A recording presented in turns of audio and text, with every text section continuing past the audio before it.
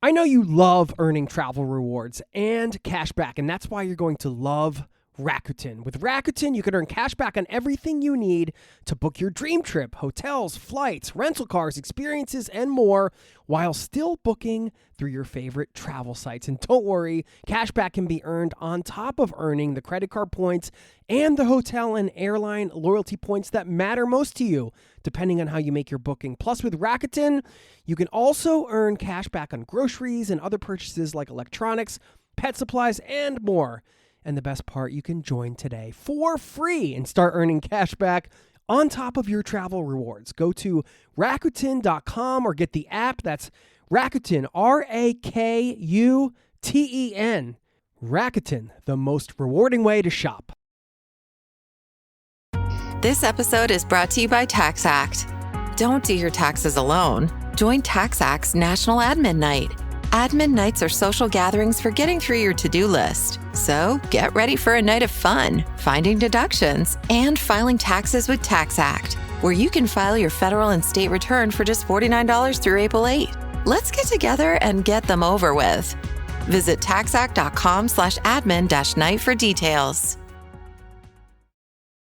This episode is brought to you by Redfin. You're listening to a podcast, which means you're probably multitasking.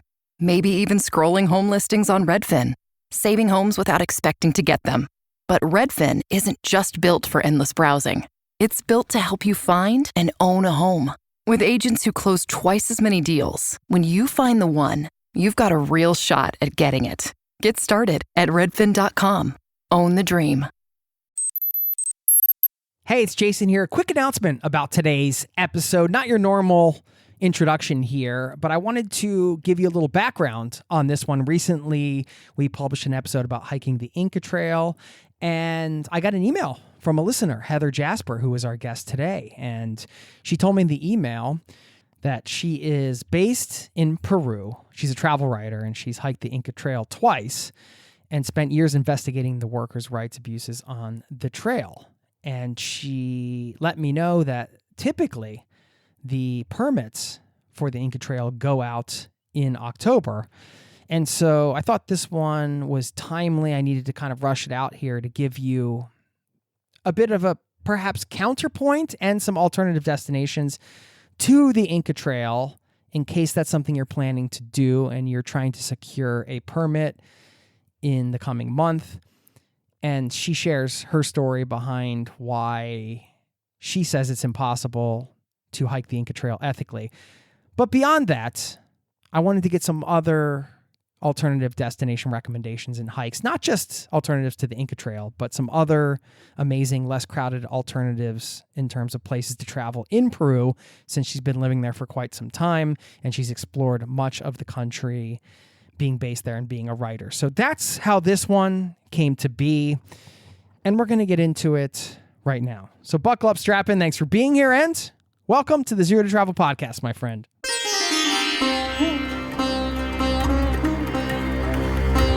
You're listening to the Zero to Travel podcast, where we explore exciting travel-based work, lifestyle, and business opportunities, helping you to achieve your wildest travel dreams. And now your host, world wanderer and travel junkie, Jason Moore. Hey, it's Jason here with ZeroToTravel.com. Welcome to the show. Thanks for hanging out, letting me bring a little travel into your ears today. This is the show to help you travel the world on your terms, to fill your life with as much travel as you desire, no matter what your situation or experience. As you heard at the top, we got Heather Jasper here. Link up to her website, heatherjasper.com, in the show notes. And she has her BBC Travel article, An Ethical Guide to Hiking the Inca Trail, which I can link up to as a bit of a companion piece to this conversation for those of you in the planning stages of that right now. And even if you're not planning a trip to Peru, you may want to. After you hear this episode, you're going to hear about some incredible places to visit that are less crowded, not as known, and even some of the alternative hikes to the Inca Trail. If you end up doing the Inca Trail, there are still some other incredible hikes out there that you might want to be aware of, show you a different side of the country, a different part of the country, which is always a wonderful thing for travelers. And in the most recent Inca Trail episode that was solely about the Inca Trail. This one, of course, we have a conversation around that, but you're going to discover much more about Peru as a destination. So I hope you enjoy it. You can stick around on the back end. I'll leave you with a quote. Thanks for listening. Here's my conversation with Heather Jasper. And don't forget, if you are a listener who has something to say and you want to say it here, you think you have an important message to share, a story that might inspire the community, some travel tips that may be helpful. This is a community-powered show. Just like Heather reached out, I would love you to reach out as well. jason@zerototravel.com is my email. You can also sign up for our newsletter over at zerototravel.com/newsletter and get in touch, because I love having guests from the community on here. That's what this is all about. So please enjoy my conversation. I'll see you on the other side. Thanks for listening. Hay tamales calentitos, tamales de pollo, amiga. Tamales. Heather Jasper, welcome to the Zero to Travel podcast, my friend. Thanks for being here. Thank you. It's great to be here. I appreciate you reaching out. Got your email. We had published an episode recently on the Inca Trail, and you had a lot to say about the Inca Trail in terms of understanding the sustainability of it, some of the problematic things around the Inca Trail, from porters and guides to government officials, is kind of what you laid out. And we're going to get into all that, because I do want people to make informed decisions. And that's one of the core values, I'd say, of this show. We're trying to be good travelers out there as best we can. And when you brought all this to the table, I was like, okay, we got to have Heather on to address some of this stuff and at least give us the knowledge so we can make informed decisions. So anyway, thanks for being here. I want to start a bit with your story, though. I mean, you're living in Cusco, Peru. I'm sure that wasn't the plan when you were growing up. You're like, I'm going to move to Peru. It's funny the twists and turns life takes. How did that happen for you? Well, beyond just not thinking I would move to Peru someday, I never thought I'd move to Bangladesh. And I was actually living in Bangladesh when I first came to Peru as a tourist in 2013. And maybe it was the contrast with Bangladesh, but I got here and I was like, oh my gosh, Cusco is magical. I have to live here. So I'd been a teacher and I'd taught for 12 years, and I decided, I think I've earned a sabbatical. I was so inspired by my students. They were, lots of curiosity. Working with kids, they just have so much curiosity. And I've worked with kids from like 9 years old all the way up to 18. And my favorites were like 12 and 13. Like that is really the age that I loved working with, partly because of their curiosity. And I decided, after 12 years, like not only have I earned a sabbatical, but like I should get a chance to be curious now. Like I wanted to come to Cusco, satisfy my curiosity, and just experience something different for what I thought was going to be the academic year of August 2019 through May 2020. And I'm sure you know what happened when I thought I was going to go back to the US in April 2020. Yeah. Well, I don't know what happened with you. Were you just sort of... Yeah, the borders of Peru were closed from March 15th till November. And there were some evacuation flights, but it was like a case-by-case basis, and you had to convince the embassy it was an emergency. And I was like, I'm fine, really. And that's just kind of how I fell into travel writing. All of the other travel writers left the country. Everybody else went home, and I was still here. And so I just started writing. And I'd had a travel blog since 2005. So I already had a pretty established readership. And I just decided to see if I could teach myself to be a travel writer. I had savings, living off savings in Peru is easier than Seattle, which is where I'd been right before I came to Peru. So I got to decide to give it 2 years, as if I were getting another degree, see what happens. So, because if I went back to the US to get a degree in writing, like a master's in fine arts or study journalism, it'd be like at least 2 years, and it'd probably put me in debt. So I decided, I'll give it 2 years. I won't be going into debt, and I'll just do it as long as it's fun. What a great framework to get started. Yeah. And just not really worry about if I didn't make a whole lot of money the first 2 years. Just consider that I'm teaching myself. It's like going back to school. And 5 years later, I'm still not in a debt and I'm still having fun. So, teaching was fun. Teaching was a lot of fun for me. So if at some point being a travel writer isn't fun, I could always go back to that. I can do something else entirely. But right now I'm having a lot of fun with this. What an interesting story, because a lot of people, they make the leap to travel writing or something in travel.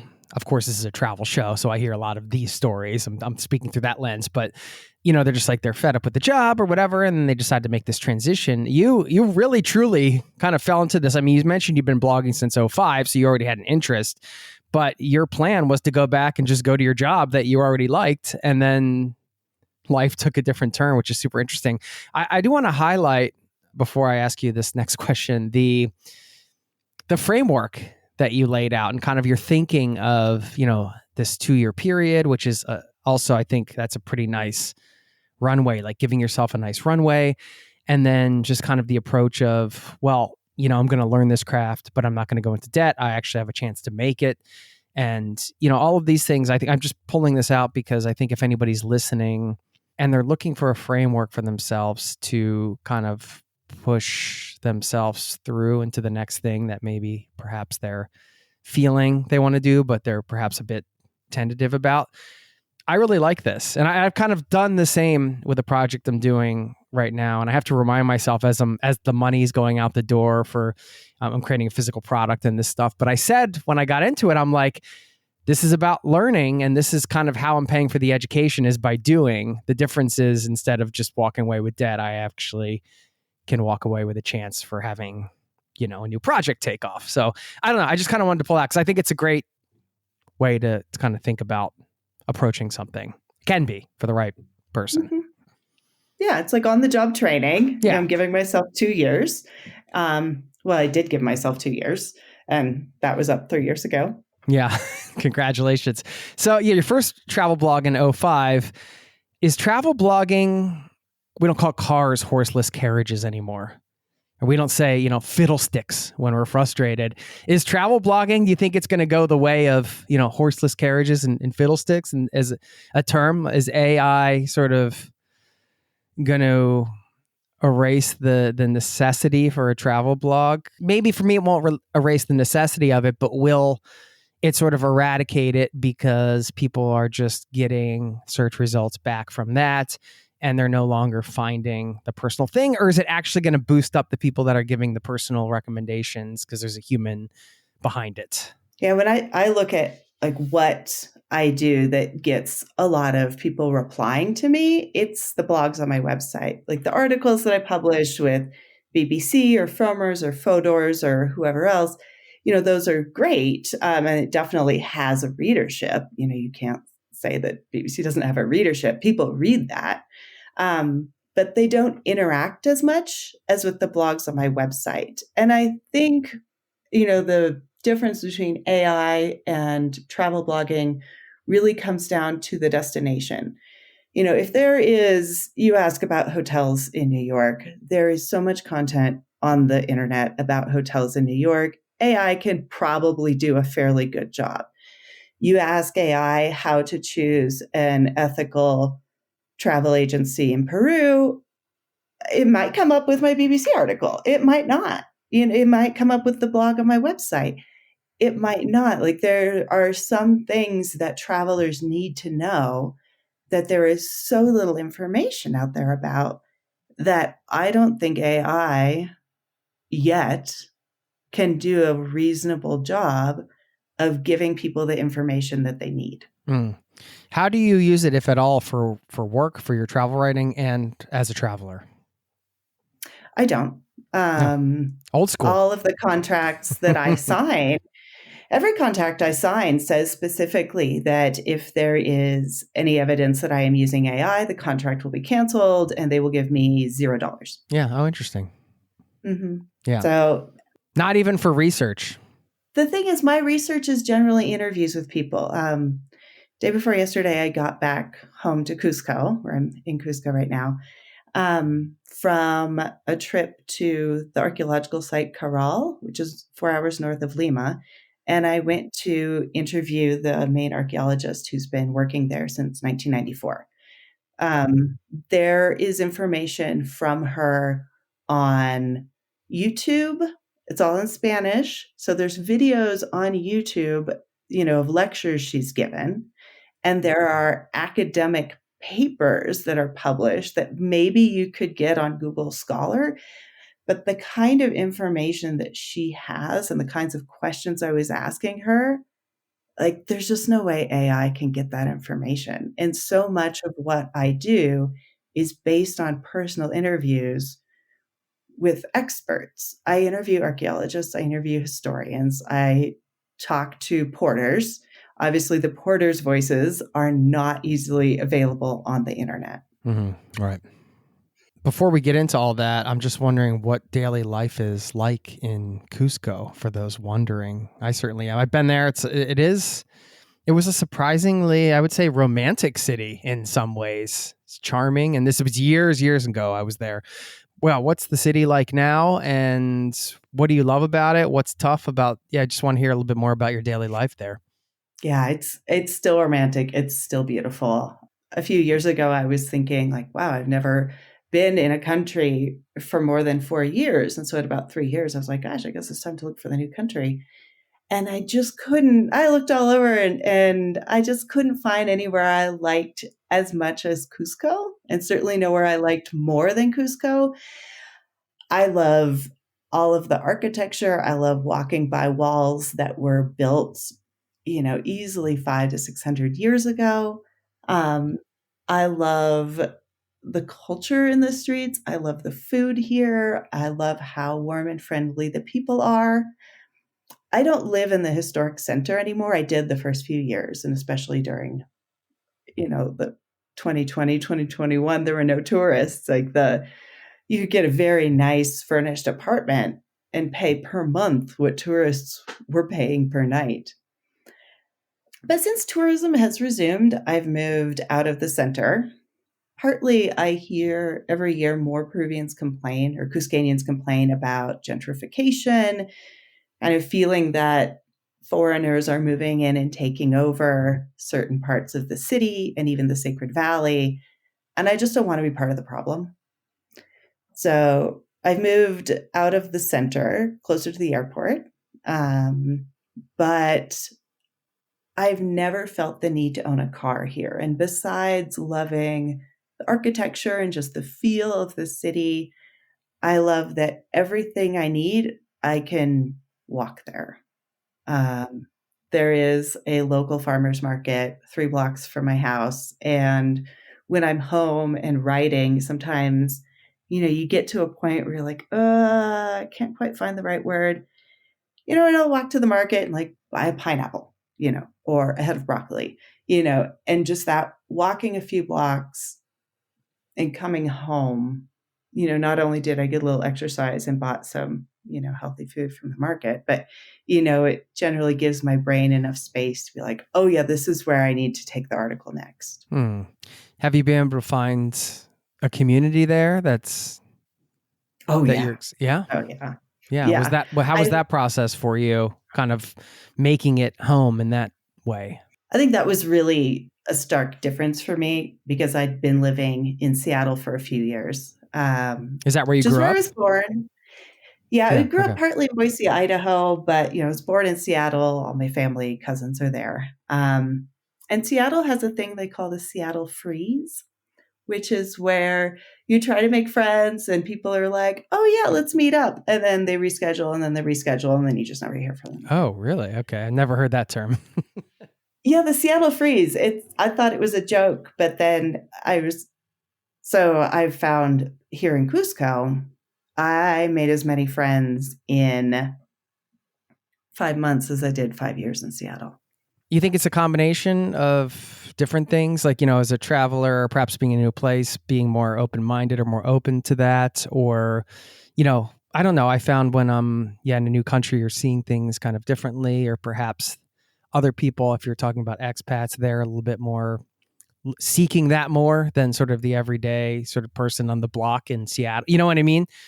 There is definitely a really tight expat community here. I'd say more of my friends are Peruvian than expats. Of course, the expat community got really close during the pandemic when almost everybody left, and there was like a dozen of us who stayed. And you get to know each other really well when it's a very small city anyway, and then you reduce the expat population that much, like we all get pretty close. But yeah, still most of my friends here are Peruvian, and they're just really friendly and open. We'll get back to the interview in just a moment. I know you love earning travel rewards and cash back, and that's why you're going to love Rakuten. With Rakuten, you can earn cash back on everything you need to book your dream trip, hotels, flights, rental cars, experiences, and more, while still booking through your favorite travel sites. And don't worry, cash back can be earned on top of earning the credit card points and the hotel and airline loyalty points that matter most to you, depending on how you make your booking. Plus, with Rakuten, you can also earn cash back on groceries and other purchases like electronics, pet supplies, and more. And the best part, you can join today for free and start earning cash back on top of your travel rewards. Go to Rakuten.com or get the app. That's Rakuten, Rakuten. Rakuten, the most rewarding way to shop. This episode is brought to you by Fandango. People say fans are too distracted these days, but the truth is, when a great movie hits the screen, you show up, you stay glued, invested, part of the story. And without fans like you, there'd be no cinema magic, no shared moments. So head to Fandango.com to get tickets, stream, or rent or buy top movies and series. Fandango loves fans. Now, back to the show. Well, I know you're a big hiker too, so I want to get some of your advice there. And here, I'd love to hear like if you're willing to share three of your favorite, we could call them hidden gems in Peru.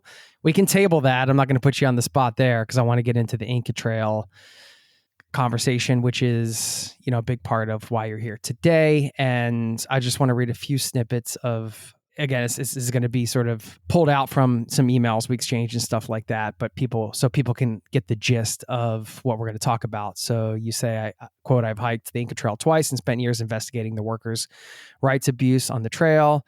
You've also said it's very important that anybody considering hiking the Inca Trail understand how unsustainable the system is and how they are contributing to a system that abuses porters. In one of the emails you said it's almost impossible to hike the Inca Trail ethically, which is obviously probably discouraging to hear for some people that have it on their bucket list. And yeah, that's neither here nor there. But I do want to talk about the issues here. And I don't know how you want to go about this. I know you sent me some bullet points. If you want to go through these like point by point, or what's the best way to sort of structure this conversation to give people an understanding of the impact and how to make a choice around this and what some of the options are. I'd like to kind of start with first how I got into this, because there are other foreigners who've come here and realized, a lot of the problems with the Inca Trail and decided they're going to, make it their mission to change the system and save the porters. And they've all failed and left. So for me, the way I got into this was during the pandemic. I'm not on a mission to save anybody. This is not really a big part of what I do. I'm a travel writer. This is just something that I have learned so much about that I really feel it's important to share this knowledge. But I got into it because during the pandemic, the villages where the porters come from were basically all told, don't leave your village, don't come to the city. Everybody in the city has COVID, which is not true. If you leave your village and go to the city, there's no work, and you'll just take this disease home to your village and kill everybody. So there was a lot of fear here. And I already had a lot of friends who were guides. And they told me, we need to take like emergency supplies up to these villages because they have no work. They're told not to come down to the city. And they're really isolated. So I started getting together donations from lots of different sources, and we worked with local governments who sent transportation to Cusco, and we would load up a van or a truck with food, sometimes clothes for children, school supplies, things that they had no access to up in their villages, which are generally high altitude and very isolated. And that's when people started really talking to me and telling me not only how the pandemic was affecting them and how they lost their work, because obviously if you work in tourism during the pandemic, you're out of a job. And that's when I really started understanding not only how dependent they were on the Inca Trail, but all of the things that they have to put up with when they're working on the Inca Trail. So tour agencies contract generally with a village. And these are areas, like I said, they're not only isolated really high up in the mountains, they generally have very little access to education. If their village has a school, it probably only goes to 4th grade. And so if you want to study past 4th grade, you have to go down to a city or a bigger town that would have a school, which means either you have to have family who lives there where the kids can stay, or you have to find some other kind of housing for children. So in theory, education in Peru is free, but in practice, it's not free at all. And so a lot of people just simply do not have access to education. And so they were telling me, like, they have no other job opportunities. They can farm potatoes or they can work on the Inca Trail. And the next generation, that is changing as access to education gets a little better. But in practice, most people just really don't have other job opportunities. And so they start working on the Inca Trail because they feel like it's the only thing they can do besides farming potatoes or maybe herding alpacas. So most of the companies who hire porters, they're very aware of the situation that these villages are in, and they take advantage of that. Another thing it's important to understand about Peru is it's still very much a colonial society. The structure of government and private business here is still designed to take advantage of people who live in rural areas. Just like the colonial system, the whole point was to make money to send back to Spain. And still the way the system is set up here is to make money off of people in rural areas and send money to Lima or to international companies. There are a lot of international companies here that profit off of the labor of people who come from rural areas and have had little to no access to education, which would obviously give them the ability to get a different job besides carrying giant backpacks of stuff up and down the Inca Trail. Wow. Okay. That's a great breakdown and a lot of complexity and nuance within that. Well, I mean, I'm not going to ask you to solve some of the bigger systemic societal issues in Peru.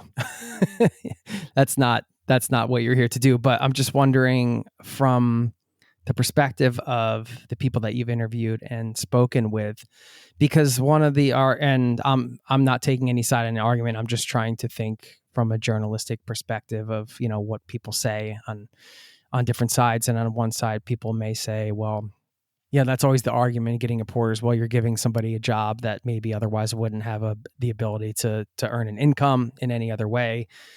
In this case, in the example you gave, besides, potatoes or for herding alpaca, and then there's this third option. How should people think about that?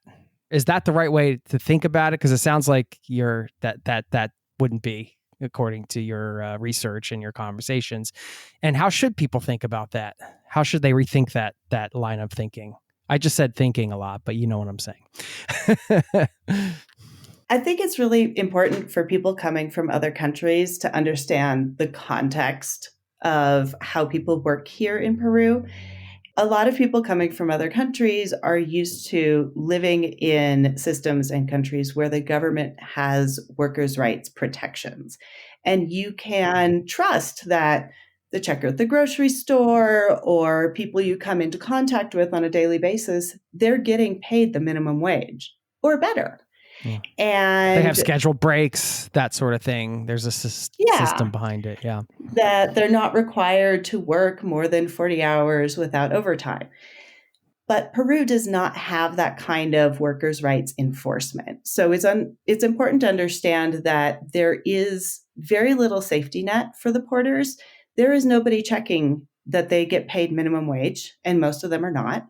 In theory, there are checks to show that they are not carrying more than the required amount. So they're not supposed to be given more than 20 kilos.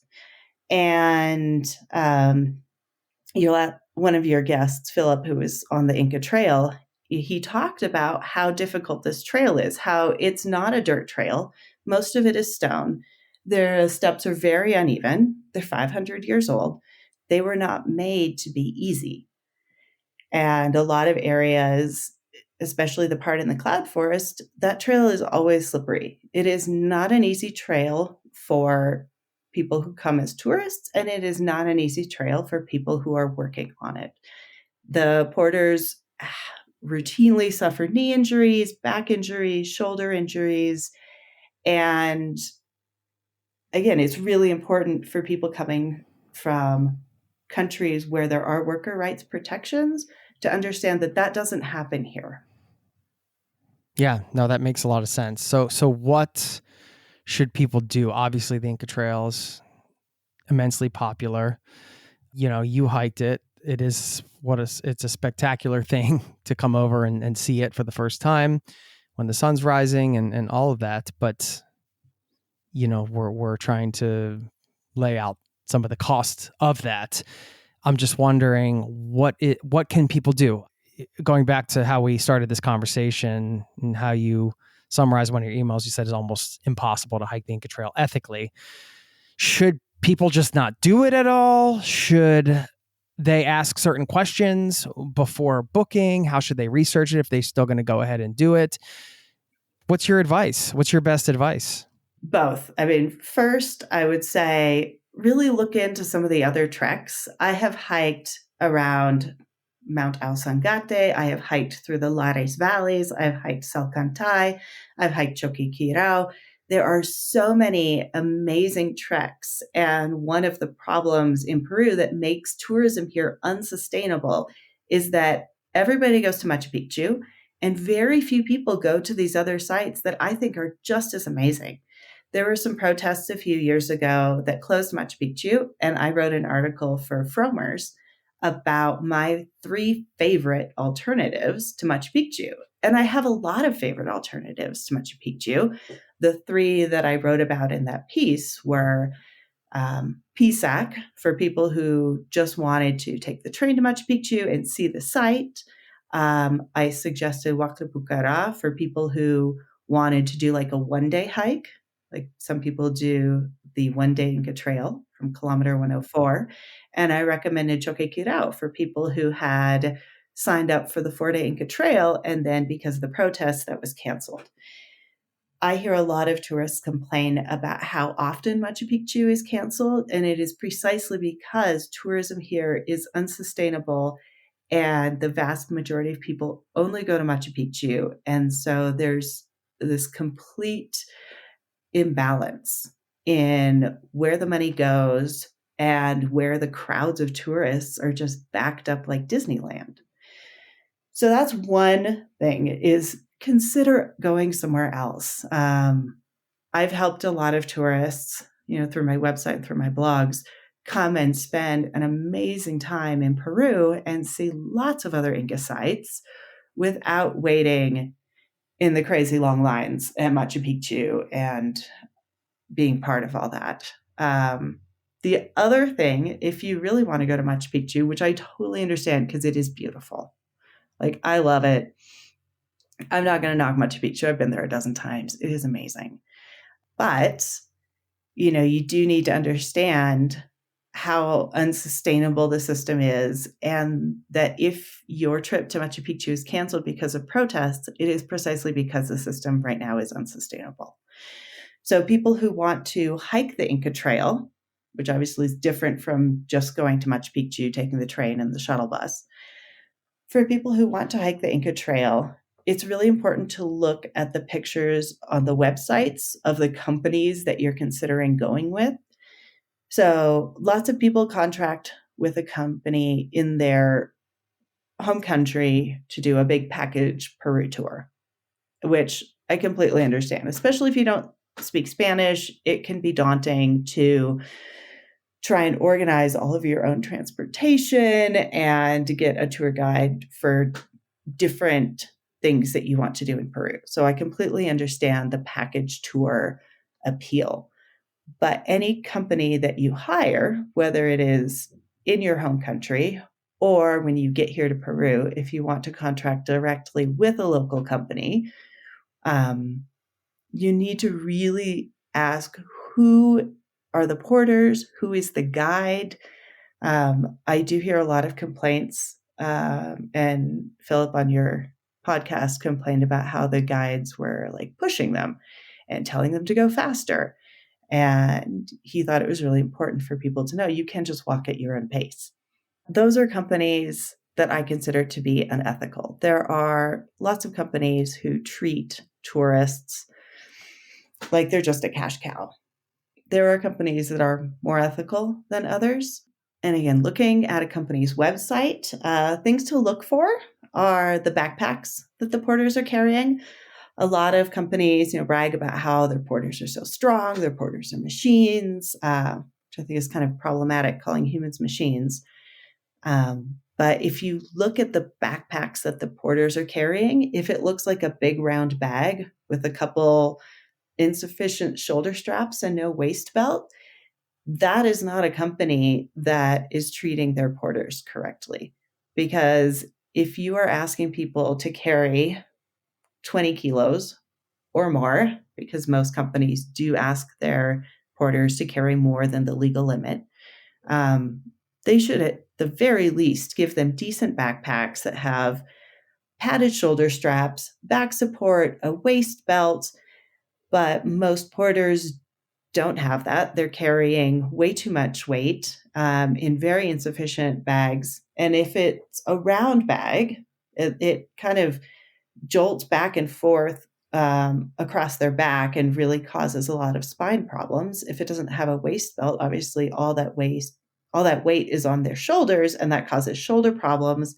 And then if it's more than 20 kilos, when they're going up and down all of those stone stairs on the Inca Trail, especially when they're going down, which is generally in the area of the cloud forest where the trail is always wet and slippery. So all of those stones are wet and slippery. So imagine they are carrying too much weight down these stairs that are slippery, and they don't have trekking poles like the tourists do. So that causes a lot of knee problems. So definitely one thing to look at on websites is what kind of backpack the porters are wearing. Also look in the pictures of the tourists' tents. If they look like wall tents made out of heavy canvas that have big sturdy poles, that is an unreasonable amount of weight to expect porters to carry. The tents should be lightweight. They should look like the sort of tent that you would want to carry in your home country if you went backpacking overnight. All of the gear should look like proper overnight backpacking gear, not like the sort of thing that you would take on a car camping trip. Are there specific questions that would be like, hey, what do you pay the porters per day? And then if they're hitting a certain rate that it's fair, assuming the good gear and some of the things you laid out, and there's no, you mentioned find out who the guide is, but what specifically are you supposed to find out? Just if they're going to push you, or, what do you ask? I would ask how many years experience they have on the Inca Trail, because the more experience they have, the more understanding they have of how difficult this is for people who live at sea level. And most people in the world live at sea level. And therefore, most tourists who come here are coming from sea level. And newer guides who don't really have the understanding of how difficult this is for people who are not acclimatized, they're going to push people and they're not going to be very understanding. Tour guides who have worked on the Inca Trail for many years, not only are they better at understanding where tourists are coming from and better at caring for their tourists the way they should, they also have more experience working with porters, and they're more likely to be understanding of the difficulties that porters are facing. So they have a huge responsibility not only to take care of the international tourists who are coming to Peru, they also are supposed to be taking care of their porters. So each porter team has a head porter who is also in charge of caring for them. And they generally are family members or from the same village as the other porters. And so they are more understanding of the porter situation. But the guide is in a really difficult position of being the go-between between these two groups of people. The international tourists, who in general are not acclimatized enough. A lot of trekking companies say, yeah, spend 2 days in Cusco before you come trekking. I don't think that's enough, because I see how many people come back to Cusco and they're just exhausted.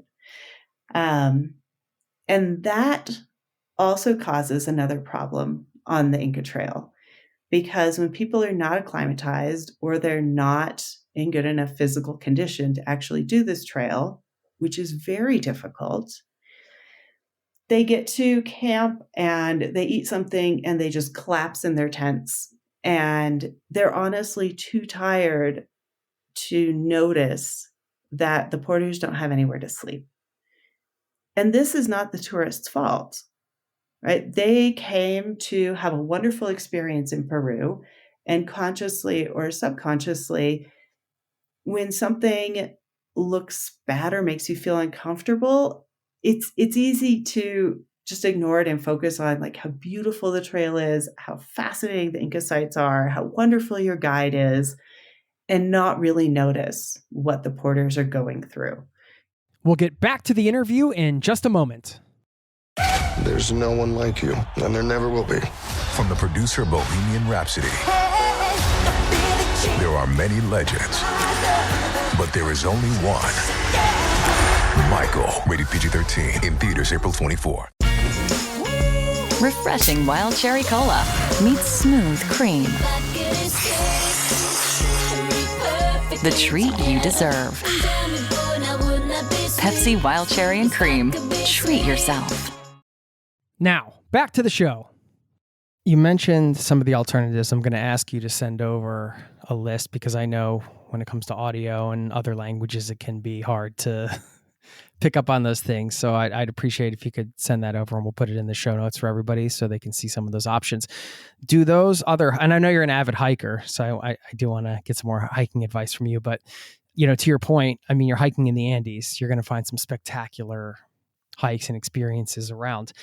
Those hikes, are they multi-day treks, and do they involve porters too? Or are you kind of just going to another place with the same? No. Okay. Only the Inca Trail requires porters, because only the Inca Trail is an original stone path in sections, not 100% of it, that was laid down by the Inca. So one of the most magical things about the Inca Trail is you are walking in the footsteps of the Inca.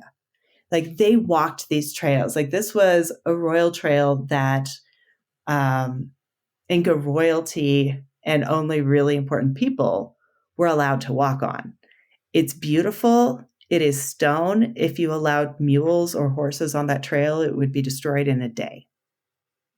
Every other trail in the Cusco region and in all of Peru, you can either carry your own stuff because it's not as such a high altitude, and therefore people are more able to carry their own gear, and they have mules and horses to carry your gear. So I do get a lot of comments on my website, people asking me, well, what about, the care for animals. Like, is it more ethical to ask people to carry your gear because they have free choice, which I argue most of them don't, than to hire a company that has mules or horses to carry your gear, because a pack horse doesn't have free choice. They are owned, they are an animal. And I still think it is more ethical in Peru. I can't say this about everywhere in the world, but I think it is more ethical in Peru to hire a company and go on a trek that has pack horses. The people I know here treat their horses well. It is standard here for a horse to rest either the equal number of days that they worked or more. So if a horse works on a 3-day overnight camping trip, they rest a minimum of 3 days. Most of the people that I've talked to who own horses say they let them rest a couple weeks between treks, between experiences carrying gear for tourists. Okay. If somebody's listening and they're moving forward with the Inca Trail, with the tips that you suggested, trying to scout out the pictures, talk to the guides, and they still want to move forward and do this. Any other last advice there? I mean, is there a certain amount you should be sure to tip them, for example? What would you say to those people? Tips are complicated and subjective. I think when you're considering how much you want to tip your guide and your porters, which I highly recommend always tipping, is think about how hard it would be to do that trail without them. Think about how much they add to your enjoyment of the experience. Think about what it would be like if you were carrying your tent and your sleeping bag and your sleeping pad and all of the food that you're eating those 3 or 4 days. So the fact that the porters are carrying all of this for you is what makes the experience feasible for most people who are coming from sea level and are not capable of carrying that much, and makes it more enjoyable. If you are not so exhausted at the end of the day that you just collapse in your tent, which I get, like a lot of people are in that boat, and I've been there too. It is nice when you can, with your guide translating, try and get to know the porters, talk to them, ask what their lives are like, ask, where they live, what their village is like, ask about their family. Most of the porters on the Inca Trail are men. That is starting to change. And companies that hire women tend to treat porters better simply because the women will not accept what the men have accepted for so many decades. Partly because they're new, and partly because a lot of them just won't do this job if they're not treated well. So while porters for decades have accepted sleeping all piled in together into the dining tent where tourists eat, women generally won't do that. Partly because if there's, 5 or 10 men packed into a tent, how many women want to join them? Also, those tents don't have a floor. So they're putting down, if they have a sleeping bag or a sleeping pad, they're putting that down in the mud. And most women porters require a tent, partly for privacy so they can change, and partly just because they won't accept what the porters have been accepting for decades.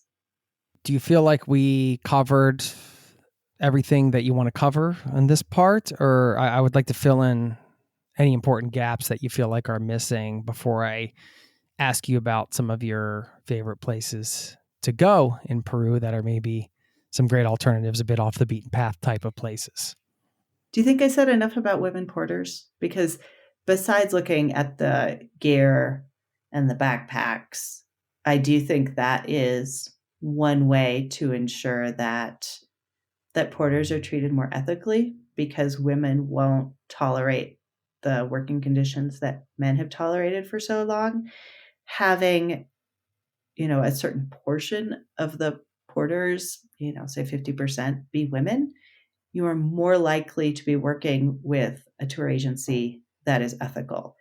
If a tour agency puts in one token woman, that is not an agency that I would consider to be ethical. Putting in one token woman puts that woman in a difficult position in terms of where she's sleeping, who she's working with. Sexism is still a problem in Peru.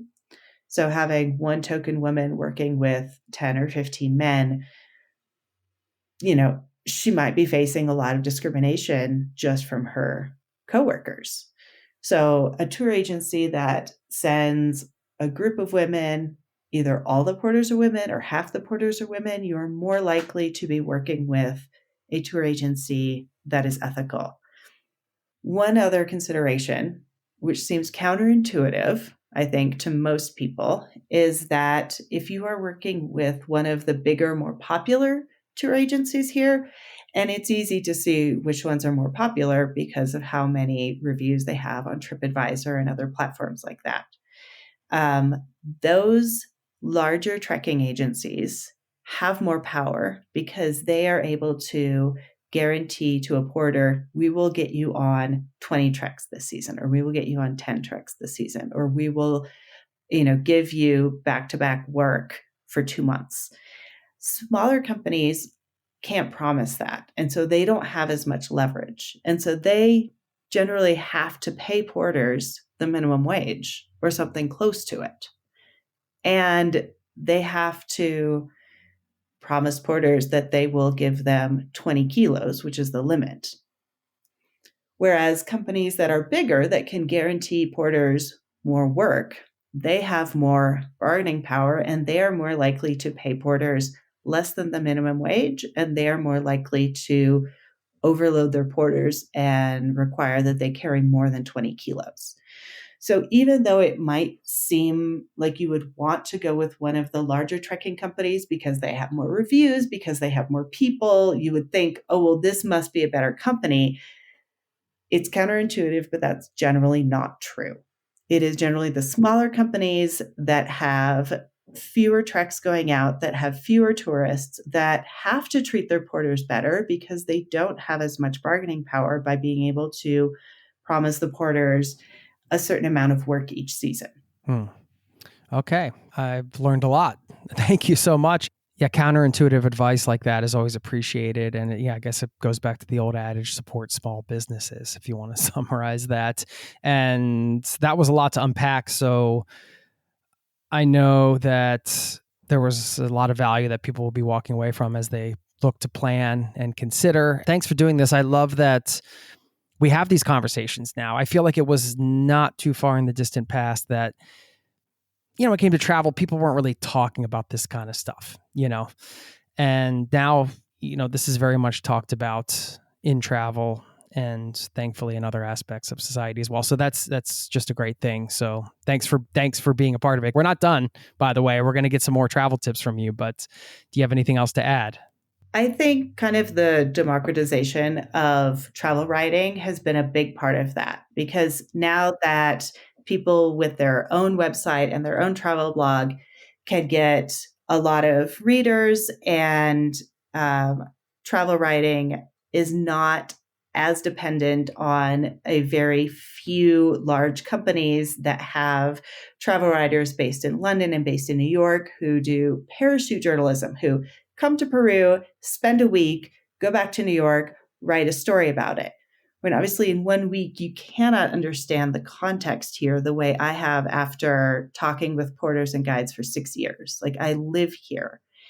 And it's very different what you can get from parachute journalism and what you can get from people who live in a location. And I think that is not only what the internet and social media has done for travel writing, but also what the pandemic did, because there were a couple of years that it was impossible to do parachute journalism. You couldn't travel the world as easily. You couldn't access entrance to a lot of countries around the world. And so travel companies had to start working more with locally based writers like me.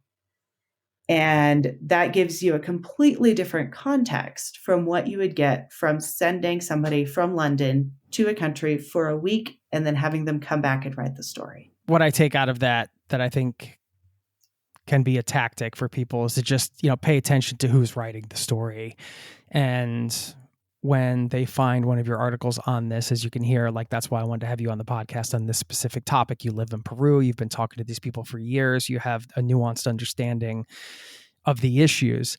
So I agree with you in terms of the democratization of travel writing, as long as you're picking somebody who's doing it in the right way. But it's just like this issue we're talking about. That's not everybody.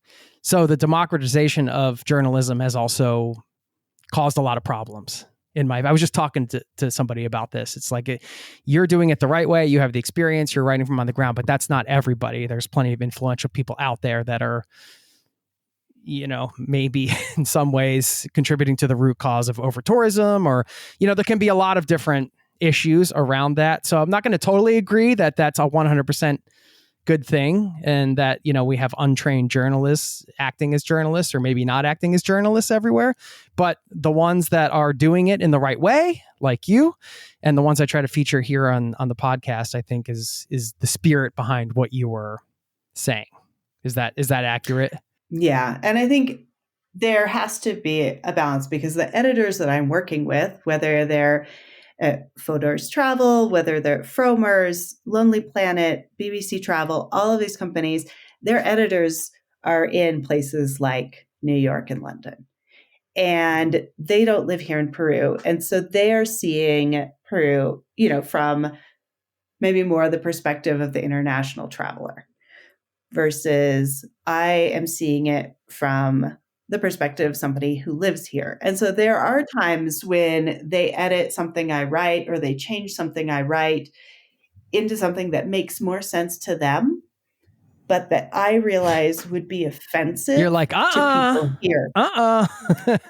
Because I live here. I don't want to offend my friends and neighbors. There are things that people change into my writing about, like unethical guides or things like that. And I'm like, most of my friends here are guides. Most of my friends are Peruvian. Most of my friends work in travel and in tourism.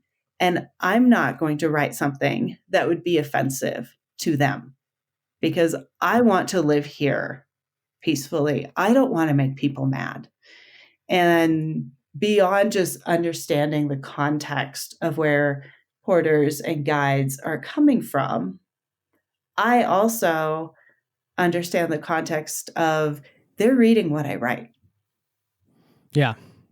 There's many layers to all of this. So I think that you've just done a great job of giving us some really practical advice and some ways of thinking about doing the Inca Trail or not doing the Inca Trail.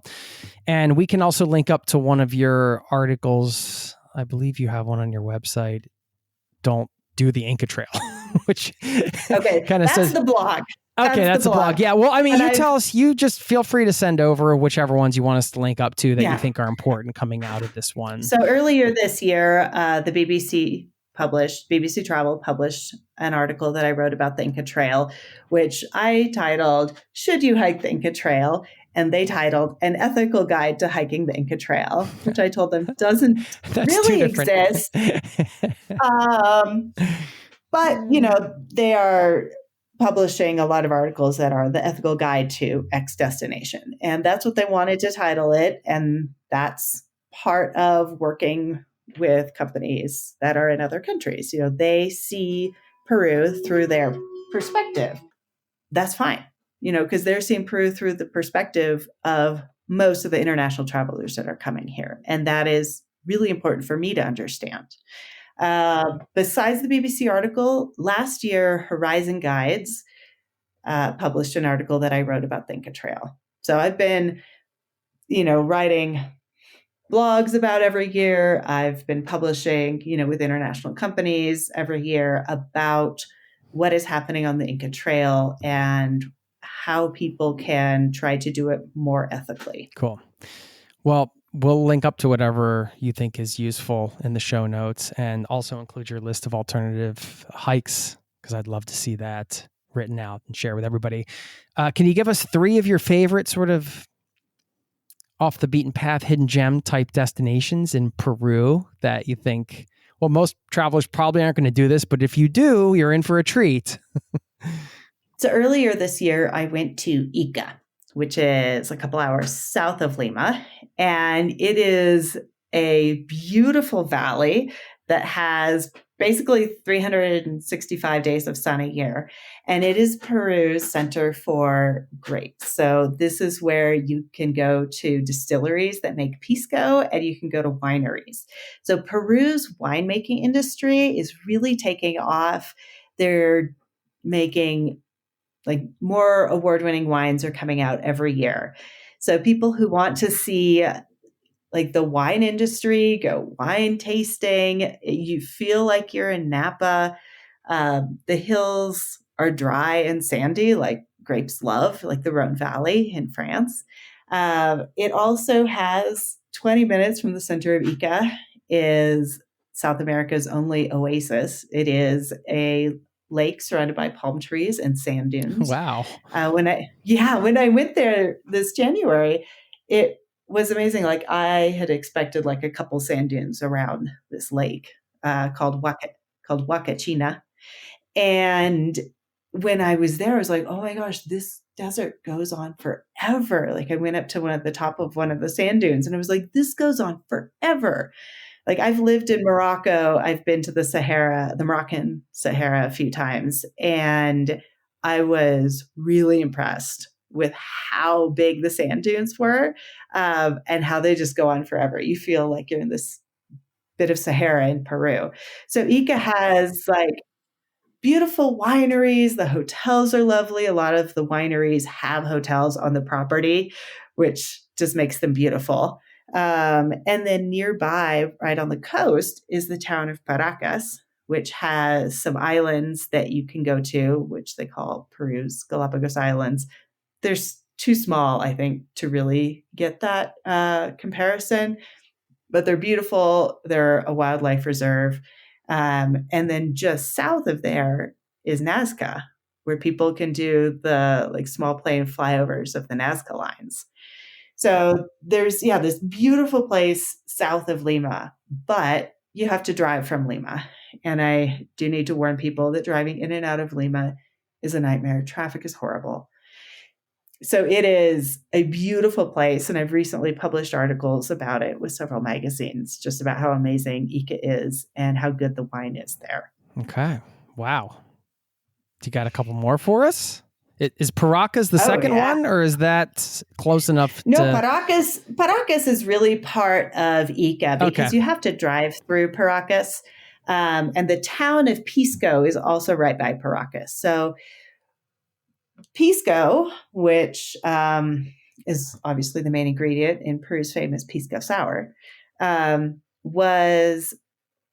it is distilled in Peru out of grapes. The only ingredient in Pisco is fermented grape juice, just like the only ingredient in wine is fermented grape juice. Mm-hmm. It's just that with Pisco, they distill it instead of aging it like you would with wine. Okay. Amazing. Any other recommendations you want to share before we let you go? So Ica is a drive from Lima, and there's no getting around. You're going to have to deal with traffic in and out of Lima. A flight from Lima, you can go to Ayacucho. And Ayacucho has some really incredible art.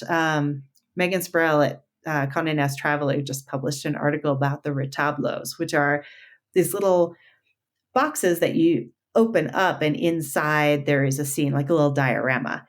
And they used to mostly do religious scenes, but now a lot of artists who make retablos are doing like more scenes out of everyday life. So when I was in Ayacucho, I bought a retablo that is inside a scene of a family going out into the countryside to gather cactus fruit. And, in the little diorama, they have like their donkey with its big baskets full of cactus fruit.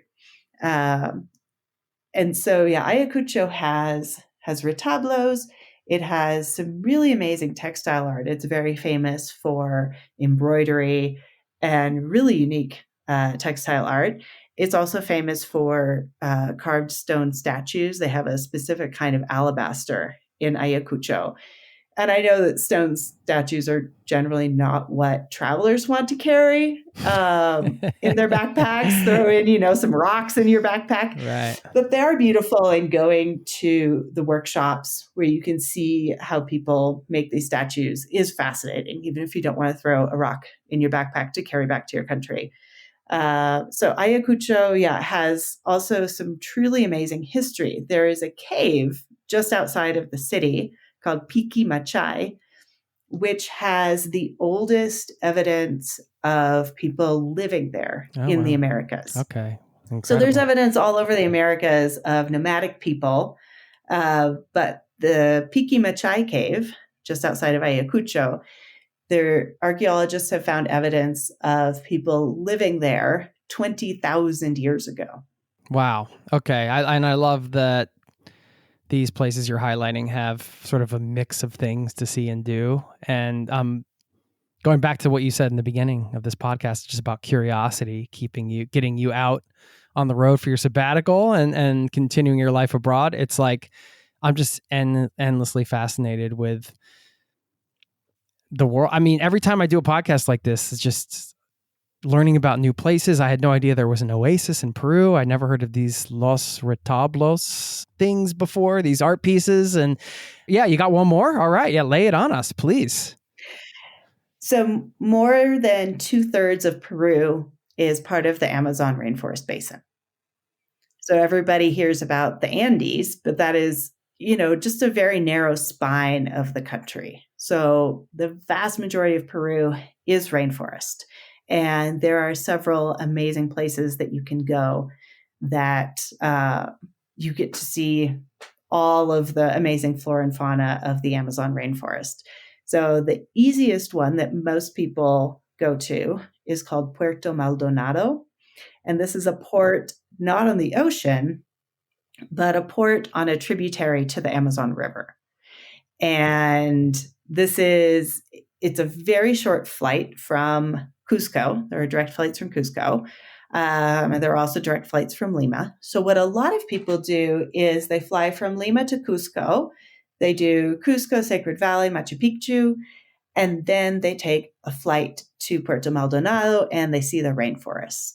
And because the rainforest is mostly rivers and lakes, the way to get around is by boat. And so whether you fly to Puerto Maldonado, which is close to Cusco, or whether you go farther up in the north of Peru, there's a city called Iquitos, which is functionally an island. The only way you can get there is by plane or by boat. And all of the lodges around Iquitos and around Puerto Maldonado, and there are several other cities in Peru that are accessible by plane from Lima. But the two that most international travelers go to are Puerto Maldonado, because it's so close to Cusco, and Iquitos, because it is deep in the rainforest. And it is surrounded by rivers that are tributaries to the Amazon, and national parks and nature reserves where you can really see all of the amazing animals that people go to Brazil for. We have right here in Peru. I need to get back to Peru. This conversation has me fired up. So another easy flight from Lima, but this time north of Lima, is the town of Chiclayo. And Chiclayo became famous in May this year when Pope Leo XIV was elected as Pope. And in his first address to the world, which is in Italian, popes generally speak Italian, but at one point he breaks into Spanish and he says he would like to thank his congregation in Chiclayo, Peru, for always standing by him. So in the US, everyone knows the Pope as the American-born Pope, but he has dual nationality with Peru. He lived in Peru for decades. He first came to Peru as a missionary in 1985, and he was Bishop of Chiclayo. So I went to Chiclayo to see, what it's like. And it used to be famous for an archaeological site called the Lord of Sipan, which is the most intact, unlooted, really over-the-top, extravagant, full of gold and silver and bronze artifacts tomb that has ever been found in Peru. And actually, the most intact one that's ever been found in South America. And so Chiclayo used to be famous for that, but now it's also famous for where the Pope was bishop. And so there's a whole new kind of religious tourism. And I have an article coming out this week in Fromers about Chiclayo and the American Peruvian Pope. And so I got to go to the churches and the cathedral that he preached at, and I got to talk to a lot of people who knew him, not only when he was much younger, but also when he lived here in Peru, when he was bishop, when he was a priest here, when he was much younger, and he was a missionary here working in rural areas. He's very famous in Peru for really working with the poor, for going out into very poor rural areas, riding a horse just like everybody else, not driving around in a nice car. He did have a few favorite restaurants in Chiclayo. Everyone asks me where did the Pope eat? But most of the time he actually cooked and served and ate in soup kitchens. So he really did spend most of his time with the poor people in rural areas around Chiclayo, even though he was based in the city. And a lot of people now are curious about who is this new Pope, where did he live, what was his life like, and Chiclayo is really gearing up to be able to welcome a lot of religious tourism. Okay. Up and coming, different type of tourism there. It's interesting. Maybe they're going to replace the Pope Mobile with a horse. I don't know. We'll have to see if he's comfortable in that. We'll have you send over this list as well so we can make sure you get access to it. And heatherjasper.com we'll link up to in your Instagram at heatherjaspertravels. Thanks so much for doing this. Do you want to share some words of wisdom before we let you go? Perhaps a quote you enjoy, or a last bit of advice around travel, or getting out of your comfort zone, or anything like that, or a challenge perhaps, or, final thoughts. I'll leave it up to you. I think in 2025, we saw a lot of protests against tourism, in Europe, but also other places around the world.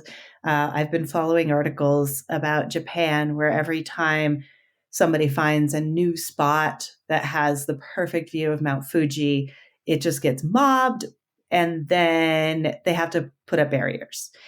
And I think that if we would stop using social media to choose where we travel and what we do in these places, we not only are contributing more to sustainable tourism, but we'll have a better experience.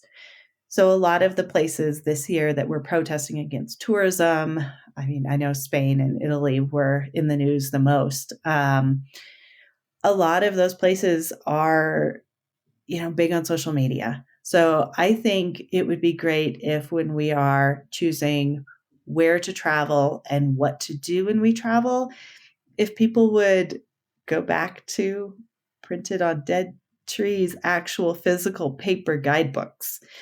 Not that social media doesn't have a role in seeing what a place is like or seeing the experience of tourists in these places. But I think if we use social media to choose where we go and what we do, that is contributing to a lot of the over-tourism in very, very specific places around the world. And those are the places that in 2025, we saw a lot of protests against tourists. Yeah, that's a great note to end on. And I'm saying, I'm going to interpret that as a vote for travel podcasts and writing. So there you go. Yes. Yeah. I think we're not biased. No. Obviously, podcasts, you're not seeing the photo.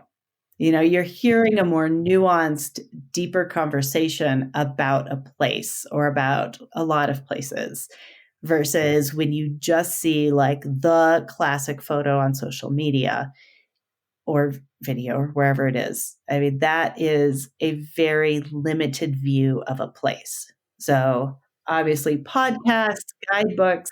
Sure. Some people will chase the photo, and that's, in my opinion, not the thing to chase, but to each their own, I suppose. I guess that's why some of these places blow up. And yeah, to your point, I mean, there are so many places to go, and it's a different kind of reward, I guess. I mean, people listening, they know this. I'm sure, listeners out there have been to those places where you end up in the place where there's not really a lot of tourists, and it has its own different kind of magic. So I'm glad that we were able to get some options in Peru from you today, as well as the advice on the Inca Trail stuff. Thank you so much for your time, Heather, and look forward to staying in touch. Thank you. It's been my pleasure. Cheers. All right. Thanks.